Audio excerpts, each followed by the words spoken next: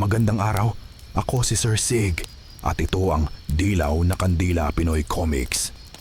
Dito, ibinabahagi ko ang mga nakakatakot at madilim na kwento direkta mula sa mga anonymous senders.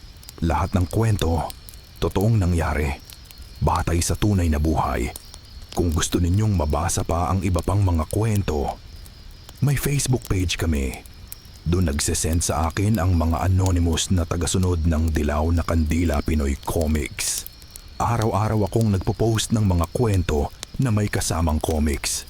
Kung mahilig kayo sa mga kababalaghan, madilim at nakakatakot na totoong kwento, huwag kalimutang mag-subscribe sa channel na ito at i-follow din ang aming Facebook page.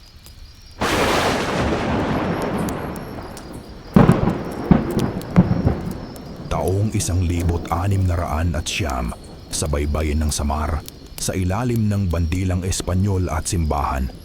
Tahimik ang dagat noon, pero hindi ang puso ni Amaray. Anak siya ng isang mandirigmang waray na binitay sa plaza ng mga Kastila. Tinawag nilang tulisan, tinawag nilang pagano, tinawag nilang pintado na parang iyon ay isang sumpa. Bata pa si Amaray nang masaksihan niya ang pagbitay. Wala siyang nagawa. Simula noon, namuhay siya sa lilim ng simbahan at barracks. Nagbubuhat ng sako ng bigas para sa mga sundalo. Nagkukumpuni ng bangka para sa mga prayle. Tahimik, sunod-sunuran.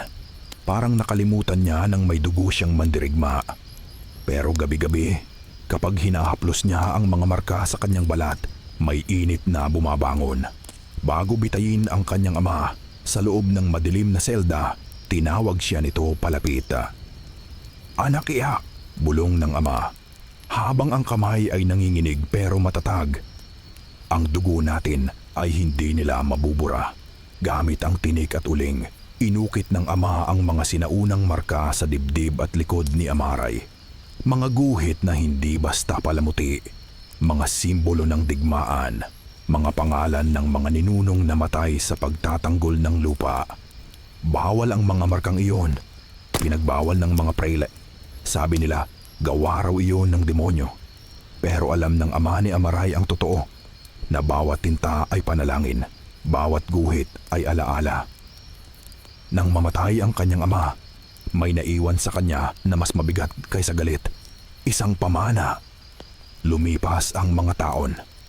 At sa bawat palo ng kampana, unti-unting binubura ng mga Kastila ang lumang pangalan ng mga barangay.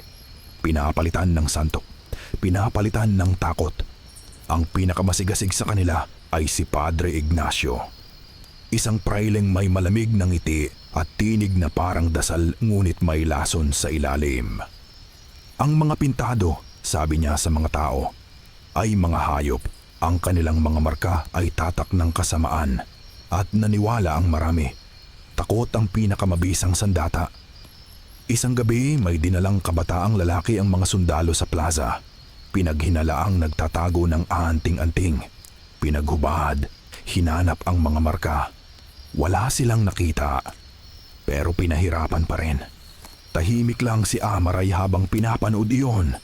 Hawak ang kanyang damit, itinatago ang sariling balat. Hanggang sa marinig niya ang hiyaw ng binata. Kapareho ng hiyaw ng kanyang ama noon. May pumutok sa loob niya. Hindi galit lang, mas matanda pa doon. Parang mangayabag sa lupa. Parang tambol ng digmaan na matagal nang nakabaon sa kanyang dugo. Tumakbo siya pa uwi.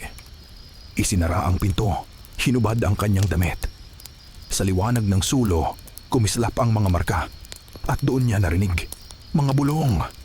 Hindi malinaw na salita, kundi damdamin, tapang, puot, pag-ibig sa lupa. Napahawak siya sa dibdib nang biglang uminit ang mga tinta. Parang apoy sa ilalim ng balat.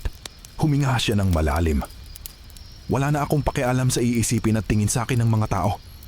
Kahit na ituring nila akong demonyo, bulong niya sa sarili.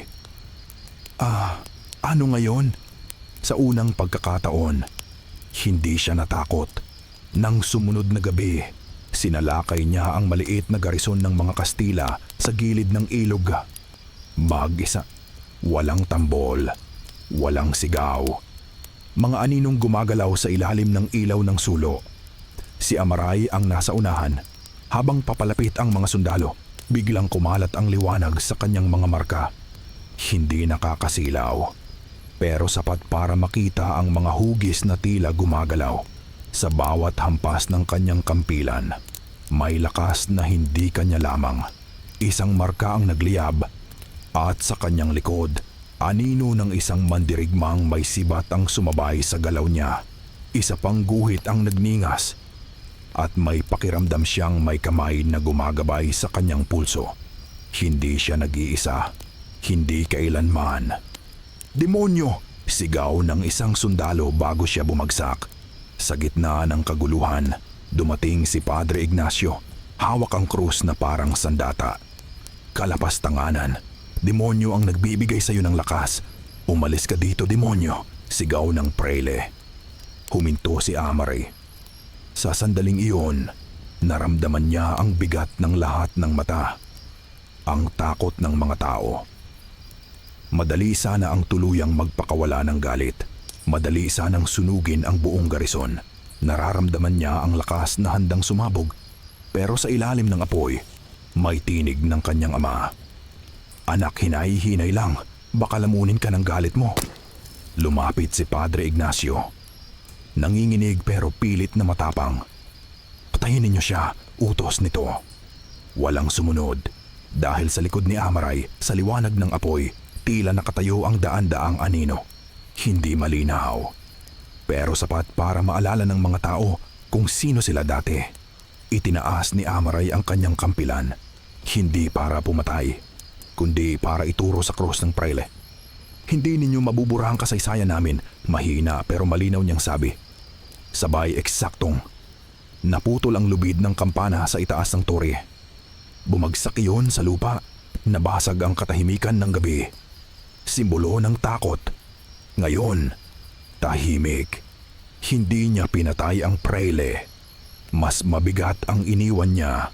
Takot na hindi makontrol ng simbahan. Nang dumating ang umaga, wala na si Amaray. Walang bakas, tanging mga kwento. May nagsasabing nakita raw nila siyang naglalakad sa dalampasigan. Ang mga marka ay kumikislap sa unang sikat ng araw. May nagsasabing isa lang siyang multo.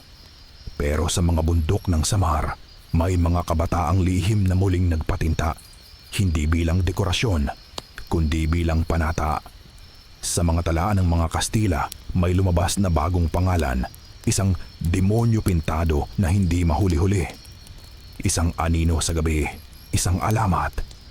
At sa tuwing may inaapi sa barangay, may nagsasabing may lalaking may kumikislap na balat na dumarating mula sa dilim.